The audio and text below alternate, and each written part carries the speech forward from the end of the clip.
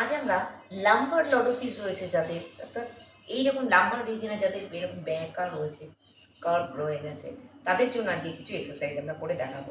যারা লাম্বার লডোসিসের জন্য কোমরের যন্ত্রণায় ভুগছেন, আজকে আমরা তাদের জন্য কিছু করছি।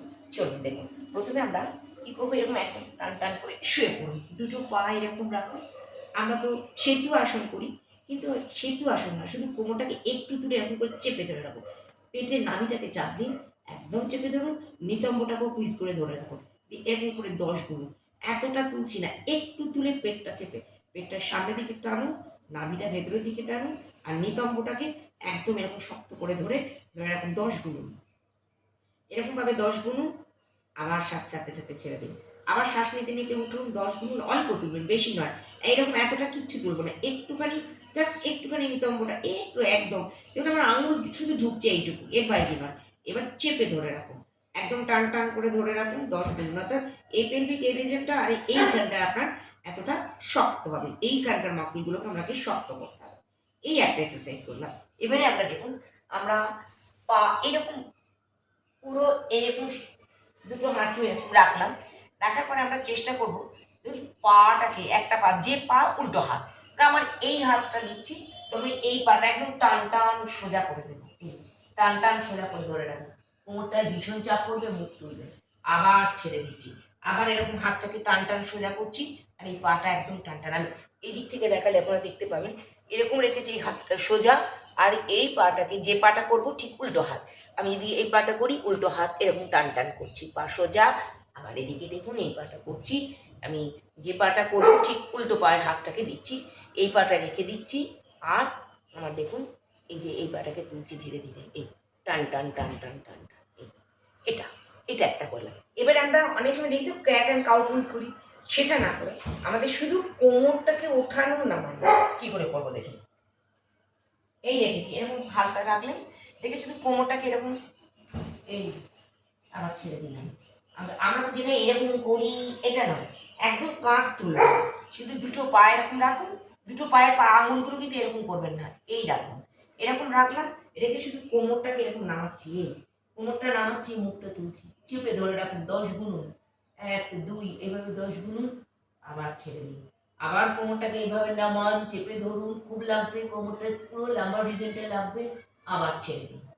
এটা হয়ে গেল।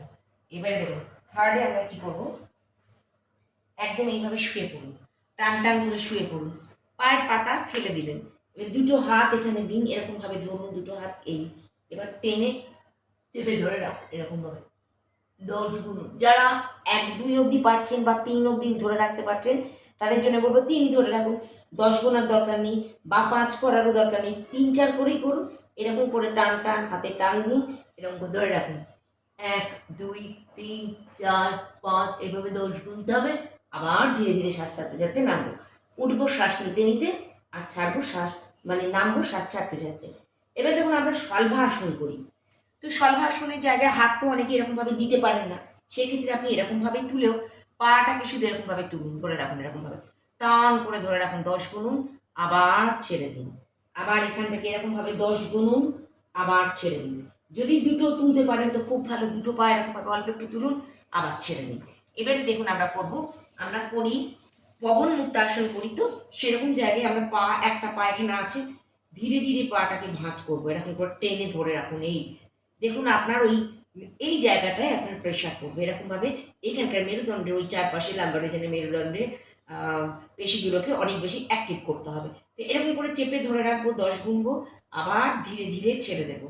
আবার এটা নিন, এইভাবে ধরুন, টান করে ধরে রাখুন, মনে মনে 10 গুনুন, আবার ছেড়ে দিন। প্রত্যেকটাই কিন্তু 10 বার করে করুন, দিনে 2 বার করে করুন, তাহলে খুব ভালো রেজাল্ট পাবেন। এরকম করে দুটো পা ধরলেন, ধরে কিন্তু কোমর এরকম করে তোলা বা মাথা তোলার কোনো দরকার নেই, শুধু চেপে ধরে রাখুন এরকমভাবে, এরকমভাবে চেপে ধরে রাখুন।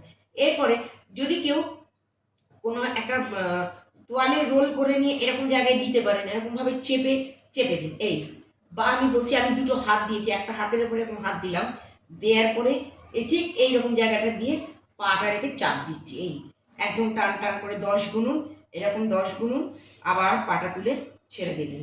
আবার এরকম করে হাত রাখুন, পা টান টান করুন, 10 গুনুন, আবার ছেড়ে দিন। তো এইভাবে যদি এক্সারসাইজগুলো আপনারা করতে পারেন, তাহলে কিন্তু আপনাদের ওই যে মানে লাম্বার লর্ডোসিসের যে সমস্যা সেই সমস্যা কিন্তু কমতে পারে। যদি মনে হয় ভিডিওটা ভালো লাগবে সেভ করে রাখুন। কোনো এক বন্ধু আমাকে বলেছিলেন তার উদ্দেশ্যেই এই ভিডিওটা করা। তো যার জন্য করা তিনি যদি করে ভালো থাকেন এবং মন্তব্য করেন ভালো লাগবে। নমস্কার।